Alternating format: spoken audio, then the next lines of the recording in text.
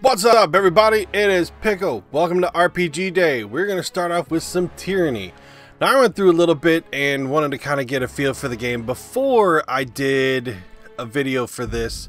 So, I'm going to kind of explain as we go and give you kind of a little bit of updates and stuff like that as things progress.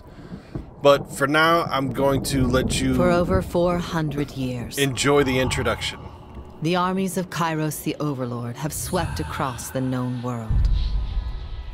All who stood against them fell before their might.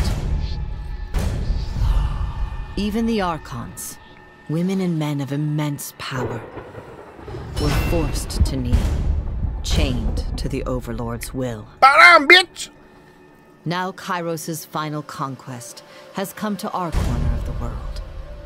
And two of the Overlord's armies compete for the honor of taking our lands. The elite disfavored, and the teeming horde of the Scarlet Chorus. The voices of Nerat, spymaster and archon of secrets, guides the fierce and undisciplined masses of the Scarlet Chorus. With each battle, the Scarlet Chorus grows stronger, as the defeated are given a simple choice. Serve or die. Grave in Ash, Archon of War and the Overlord's most loyal general, leads the disfavored. Though small in number, Kairos' ironclad legion has never met true defeat in open battle. Watching over the two generals is Tyranny, the Adjudicator, Archon of Justice, eldest of Kairos' minions. Tyranny brings Kairos' laws to newly conquered lands, aided by the Fatebinders, judges and executioners of the Overlord's laws. You were among the youngest of the court of Fatebinders when Kairos' armies came to our lands. How could we have known that the fate of thousands would rest in your hands? Alright. So that's the beginning sort of backstory to everything that goes on. The conquest portion is actually pretty simple. Kairos. And now the Overlord's eye is on the Tears, our home. The last corner of the world free of Kairos' reign. Two armies, the disfavored and the Scarlet Chorus, march south from the Northern Empire, the last realm to fall to Kairos a century prior. In the early days of 428, Kairos' armies arrive at the Gates of Judgment, the mountainous border that we Tearsmen so long believed unassailable. Unable to agree on a unified plan of defense, the various leaders of the Tears sit and wait for each other to deal with the conquerors, until it's too late. Okay, so this is what goes on. Your decisions matter, choose wisely. Blah, that's just all that's all we're gonna do. It just, shit matters. Alright,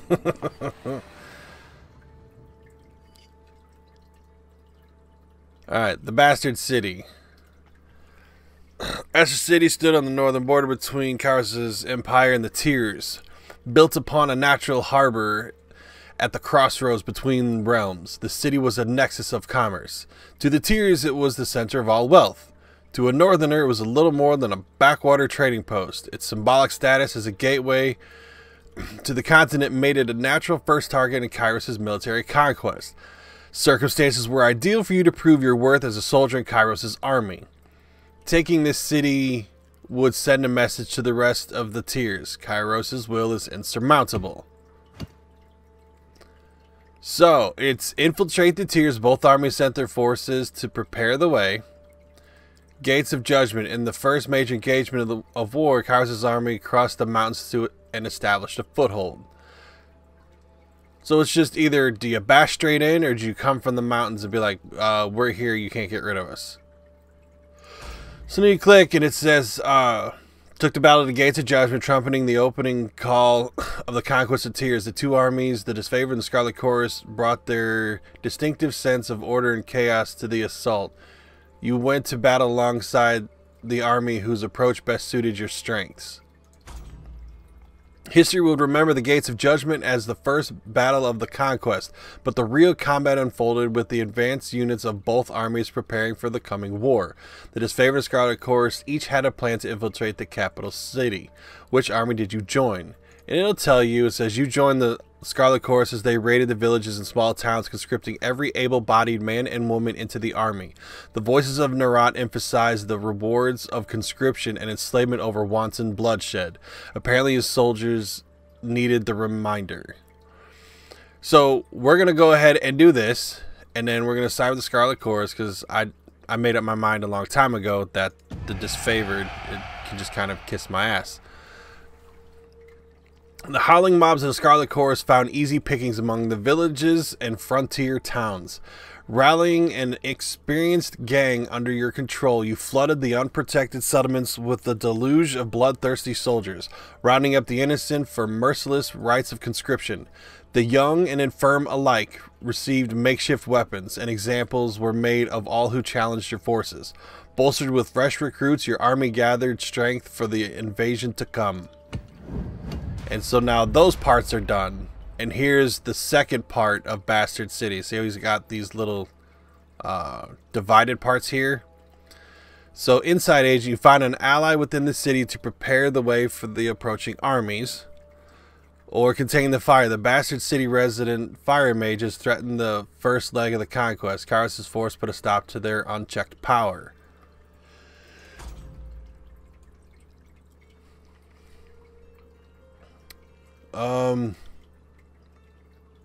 So you came to an arrangement with a well-connected smuggler who knew how to sneak agents of the Scarlet Chorus behind the city walls. Scarlet Chorus were better operatives than soldiers, and this work required a subtle touch. So we're gonna go that route. After accepting his deserved payment, the smuggler uncovered a long-forgotten tunnel that intersected with the sewers of the Bastard City. Armed with the maps of subterranean layout, your Scarlet Chorus allies fanned out to occupy various city districts under cover. They spent the ensuing weeks murdering key officials and sabotaging defenses wherever possible, weakening the Tyr's capital under the very noses of its leaders. So, betrayal of the Bastard City. Your tactics of infiltration placed you in the Bastard City ahead of the main armies. Your work softened the city's defenses for the arrival of Kairos' forces, but you wanted a decisive gesture that would give your allies a meaningful advantage. How did you assist in the fall of the Bastard City? And you could spread fear through assassination, incite a riot, or duel the city marshal. So you actually get an ability for going this route. Searing Palm. What was this? Incite a riot. Yeah, I think we'll just riot and just kill everybody. Why the hell not? It didn't take much to convince the Bastard City's downtrodden that Kairos was the superior power. You armed them with weapons and knowledge of a signal that you would raise when the time was right. The armies appeared outside the walls. You ignited the spark that fanned their anger into a full-scale riot. The chaos they spread in Kairos' name weakened the city to such an extent that its inevitable downfall was but a formality. And then so that's just one of these 4 pieces. And not since Ultima 6 have I ever encountered an introduction to a game that was so unique that I actually enjoyed it. Because I'm not going to lie to you guys, this is the 4th time I've gone through this, and this is the path I enjoy the most. So the Bastard City settled into a new state of normalcy, with every tower displaying Kairos' banner. Your name was whispered alongside rumors of a decorated career to come. The armies divided the 2 fronts and migrated south. Tunin sent word that you were to join the next frontier of Kairos' conquest, either as a judge and overseer at the settlement of Lethian's Crossing, or as a war advisor with the armies advancing to the realm of Apex. So we're going to go to Lethian's Crossing. That actually sounds cool, being a judge and overseer. Doesn't it? Yes. So now we're at year 2.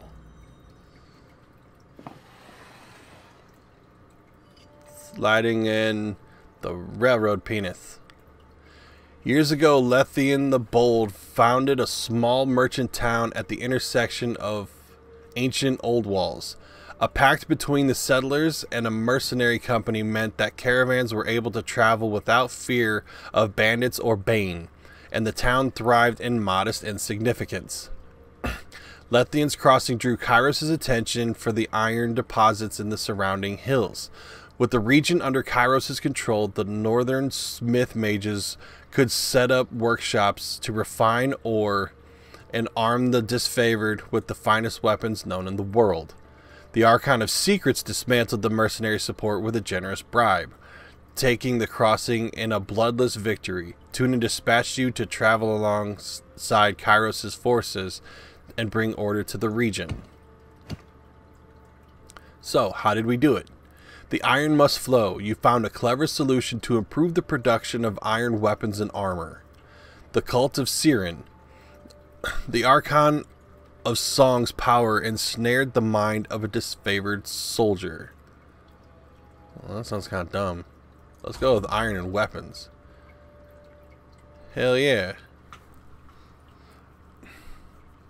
You conscripted help from the local tribe of beastmen.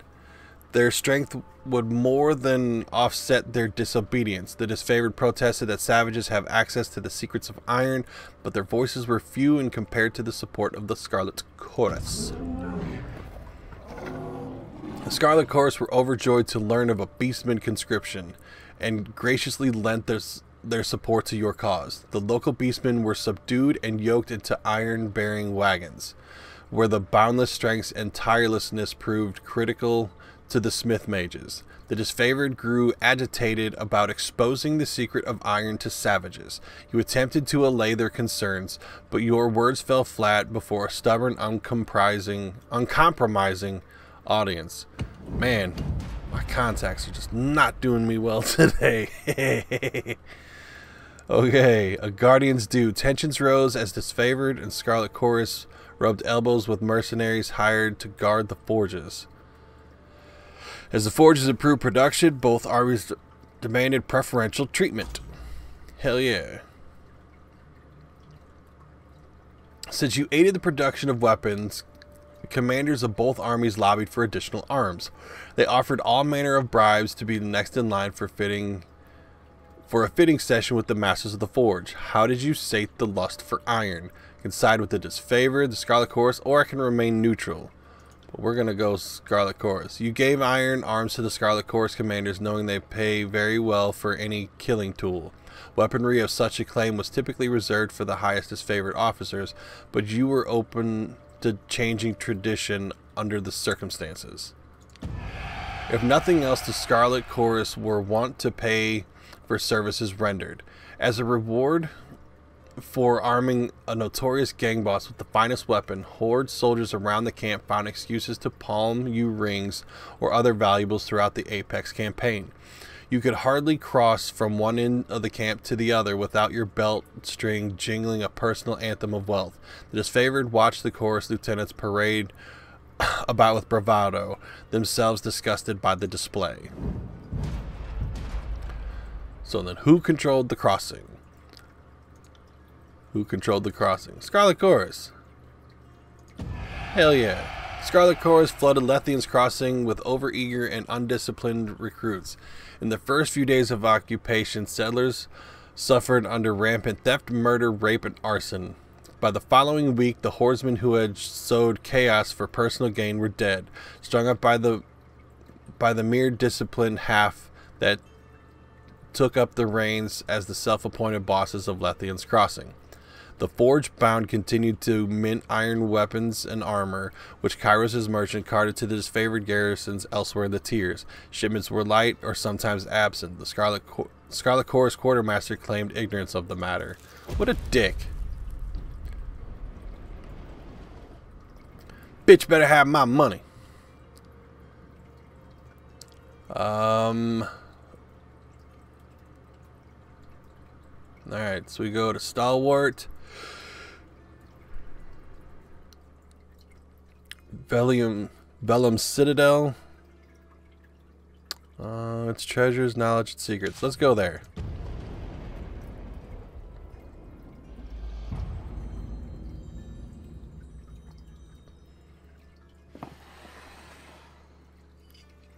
Trying to speed this up a little.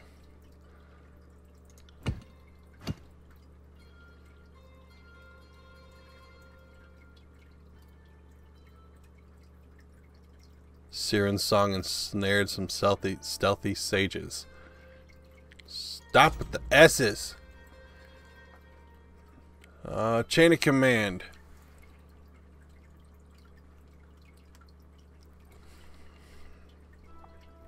A detachment of Kairos' army marched on the Vellum citadel, expecting an orderly surrender. As they neared the main gates, a blast of arcane energy struck the commanders dead. Suddenly, the highest-ranking officer alive. Kairos' forces looked to you for the next steps. The call weighed on your mind, as it had an immediate influence on soldier losses.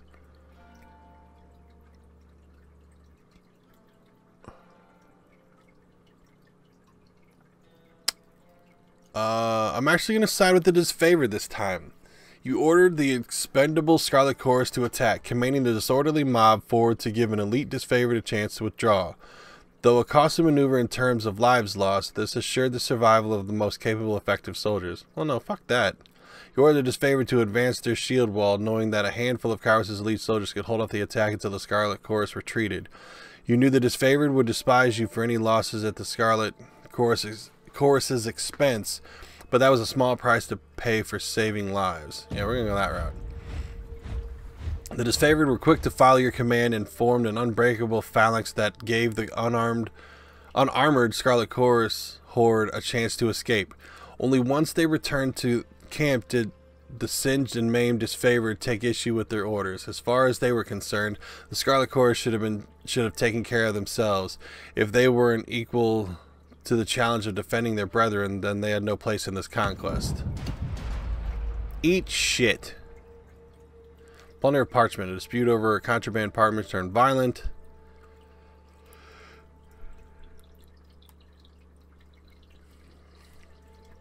Intercepted intelligence resulted in a lost disfavored patrol. The disfavored learned of a hidden enemy enclave sent scouts to locate it. They never returned from their mission.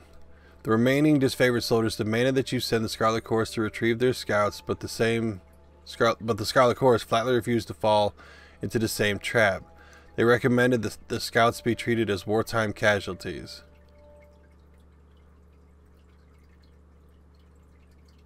Yeah, go. Though the Scarlet Chorus were bitter at having their time wasted in search of lost soldiers grandstanding before their rivals, the disfavored was an opportunity too delicious to ignore. Tracking the Legion yielded them the sight of an ambush.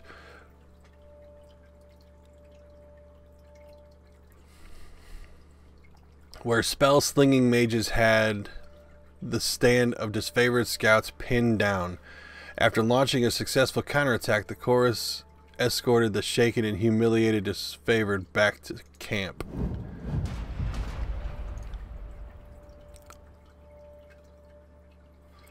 Let's give no warning. Opting to give the enemy no quarter. Set him in. You read the edict as the new sun rose behind the citadel, casting a long shadow in its wake. You were the last person to see that hall of knowledge the moment before the devastation. The earth shook and red-orange light glowed in the foundation of the sprawling citadel. Bubbling up from under the library, a torrent of lava heaved with explosive force, gushing from the windows and between loose bricks, melting hostile trenches in the surrounding land. The mages awoke to smoke and fire. For most of it is already too late. Only a handful of bewildered mages escaped the smoldering collapse of the massive library fortress. Kairos' will be done.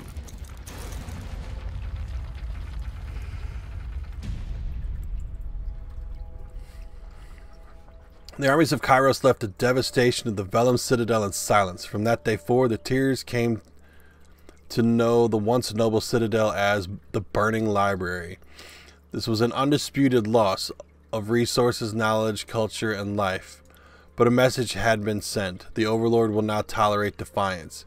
You didn't have long to rest before Tunin called you into service once more. You were one of the last to depart from the mountains. As you journeyed off, you spotted a few campfires in the mountains. They were mere specks dwarfed by the inferno, the last gasps of survivors, or perhaps looters from Kairos' army, bored and daring enough to pick through the ashes. Hell no!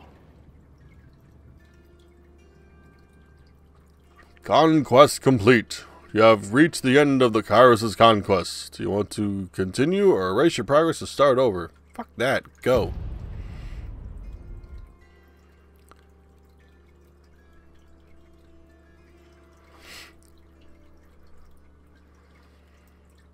The year is 431, and Kairos' invasion has shattered all major opposition in the tiers.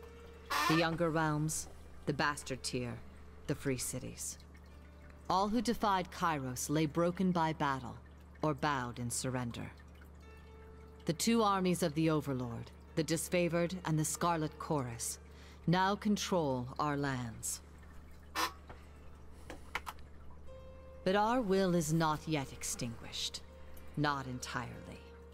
In the Valley of Vendrian's Well, those of us unwilling to bow to Kairos have banded together in defiance. Violating an oath of surrender from 2 years prior, we have staged a bloody uprising, murdering the Disfavored and Scarlet Chorus garrison in a midnight assault.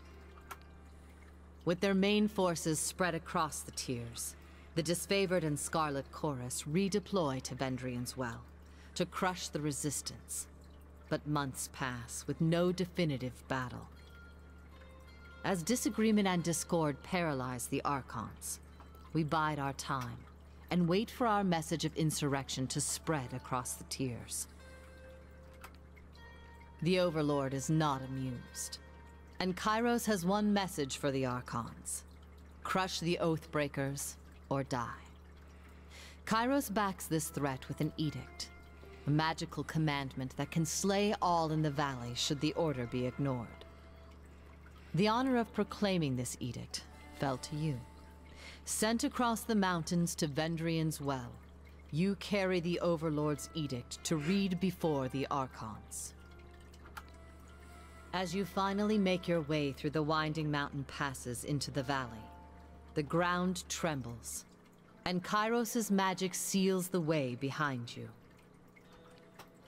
You are trapped in Vendrian's Well, with Kairos' armies and the Oathbreakers. The only way to survive is to fulfill the terms of the Overlord's edict, in any way that you can.